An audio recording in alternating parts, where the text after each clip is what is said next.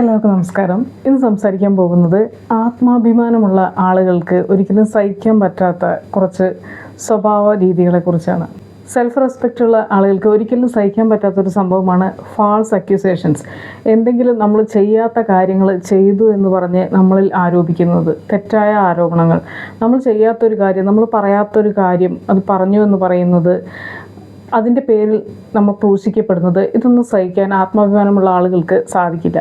ബാക്കി എന്തെല്ലാം സഹിച്ചാലും ഇങ്ങനെയുള്ള തെറ്റായ ആരോപണങ്ങൾ വരുമ്പോൾ അവർ തീർച്ചയായും പൊട്ടിത്തെറിക്കും. അവരുടെ ഭാഗം ശരിയാണെന്ന് തെളിയിക്കാൻ ശ്രമിക്കും. ഒരിക്കലും അത് സഹിച്ചു കൊടുക്കാൻ അവർ തയ്യാറാവില്ല. താൻ ചെയ്യാത്ത കാര്യം ചെയ്തു എന്ന് സമ്മതിക്കാൻ അവരൊരിക്കലും തയ്യാറാവില്ല. രണ്ടാമത്തെ കാര്യമാണ് ഡബിൾ സ്റ്റാൻഡേർഡ്സ്. ഒരു കാര്യം വേറൊരാൾ ചെയ്യുമ്പോൾ അത് തെറ്റാണെന്ന് ചൂണ്ടിക്കാട്ടുന്ന ഒരാൾ, പിന്നെ അതേ കാര്യം അവർ ചെയ്യുമ്പോൾ അത് ശരിയാണെന്ന് ന്യായീകരിക്കുകയൊക്കെ ചെയ്യുന്നത് കാണുമ്പോൾ തീർച്ചയായും അങ്ങനെയുള്ള ആളുകളുമായി അടുപ്പം വയ്ക്കാൻ ഇവർക്കൊരിക്കലും കഴിയില്ല.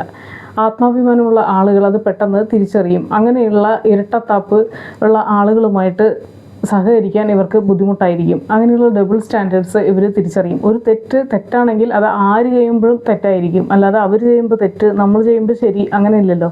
അതുകൊണ്ട് തന്നെ അങ്ങനെയുള്ള ഡബിൾ സ്റ്റാൻഡേർഡ് കളിക്കുന്ന ആളുകളെ ആയിട്ട് ഇവർ ഒരിക്കലും കൂട്ടുകൂടാൻ തയ്യാറാവില്ല. തന്നോട് അങ്ങനെ ആരെങ്കിലും ചെയ്യുന്നത് സഹിക്കാനും അവർക്ക് കഴിയില്ല.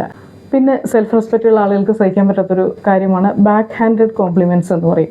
എന്ന് വെച്ച് കഴിഞ്ഞാൽ നമ്മളെ ഇൻസൾട്ട് ചെയ്യും, എന്നിട്ട് പിന്നെ ഐ വാസ് ജസ്റ്റ് ജോക്കിങ് എന്ന് പറയും. ഞാൻ തമാശ പറയുമായിരുന്നു, നിനക്ക് തമാശ പറഞ്ഞാൽ മനസ്സിലാവില്ലേ, അങ്ങനെ പറയും. പക്ഷെ അവർ ശരിക്കും നമ്മളെ അങ്ങ് താഴ്ത്തിക്കെട്ടുകയാണ് മറ്റുള്ളവരുടെ മുമ്പിൽ വെച്ച്. എന്നിട്ട് തമാശ രൂപേണ അതിനെ ചിരിച്ചുകൊണ്ട് തള്ളിക്കളയാൻ ശ്രമിക്കും. പക്ഷെ ആത്മാഭിമാനമുള്ള ആളുകൾക്ക് അതങ്ങനെ സമ്മതിച്ചു കൊടുക്കാൻ കഴിയില്ല.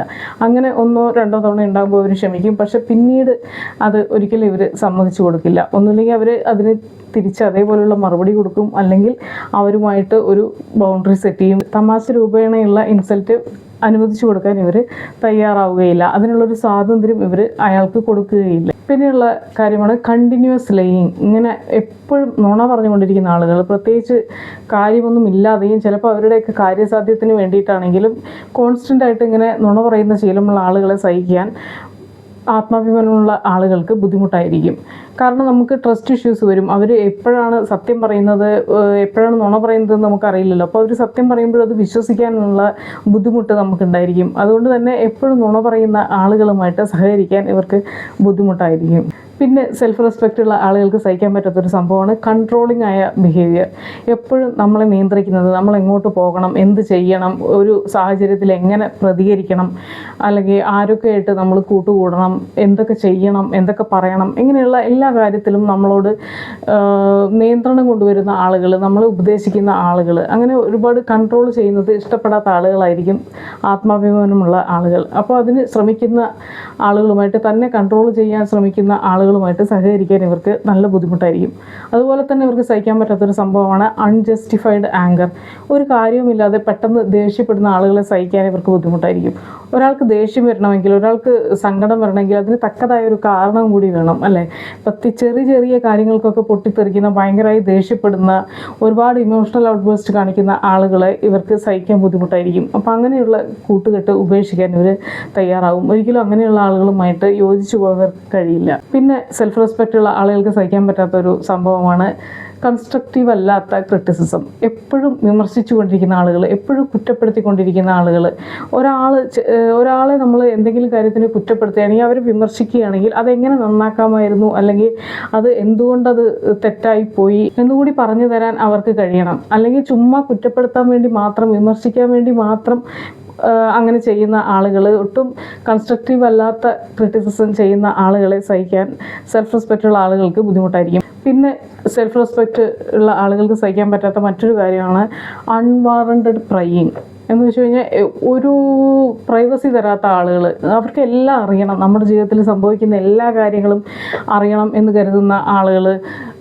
ഓരോ ചെറിയ ചെറിയ കാര്യങ്ങൾ എപ്പോഴും നമ്മൾ അപ്ഡേറ്റ്സ് ഇങ്ങനെ കൊടുത്തുകൊണ്ടിരിക്കണം. നമ്മൾ എങ്ങോട്ട് പോകുന്നു, എന്ത് ചെയ്യുന്നു, ആരുമായിട്ടാണ് സംസാരിക്കുന്നത്, അല്ലെങ്കിൽ എല്ലാ കാര്യങ്ങളും ഇങ്ങനെ അനാവശ്യമായിട്ട്. എല്ലാ മനുഷ്യർക്കും ഒരു സ്പേസ് വേണം, അല്ലേ? ആ സ്പേസിലേക്ക് അനാവശ്യമായി കടന്നു കയറുന്ന ആളുകളെ സഹിക്കാൻ സെൽഫ് റെസ്പെക്റ്റ് ഉള്ള ആളുകൾക്ക് കഴിയില്ല.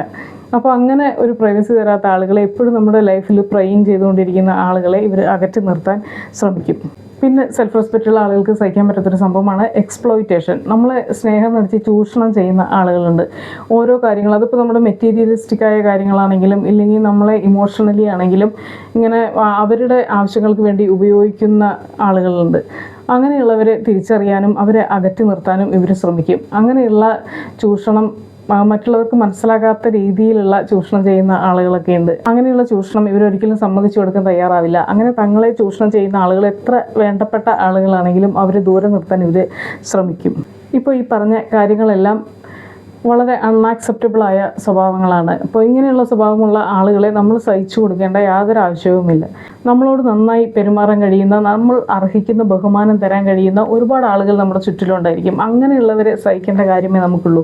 അല്ലാതെ ഇങ്ങനെയുള്ള നമ്മളെക്കുറിച്ച് തെറ്റായ ആരോപണങ്ങൾ പറയുന്ന, ഇല്ലെങ്കിൽ നമ്മളെ തമാശ രൂപേണ ഇൻസൾട്ട് ചെയ്യുന്ന, കൺസ്ട്രക്റ്റീവ് അല്ലാത്ത വിമർശനങ്ങൾ എപ്പോഴും കുറ്റപ്പെടുത്തിക്കൊണ്ടിരിക്കുന്ന ആളുകളെ, നമുക്കൊരു പ്രൈവസി തരാത്ത ആളുകളെ, അവരെയൊന്നും സഹിക്കേണ്ട യാതൊരു കാര്യവും നമുക്കില്ല. നമ്മളെ ചൂഷണം ചെയ്യുന്ന ആളുകളെ, അങ്ങനെയൊന്നും അല്ലാത്ത, നമ്മുടെ നന്മ ആഗ്രഹിക്കുന്ന, നമ്മളോട് നന്നായി പെരുമാറുന്ന, നമ്മൾ അർഹിക്കുന്ന ബഹുമാനം തരുന്ന ഒരുപാട് ആളുകൾ നമ്മുടെ ചുറ്റിനുണ്ടായിരിക്കും.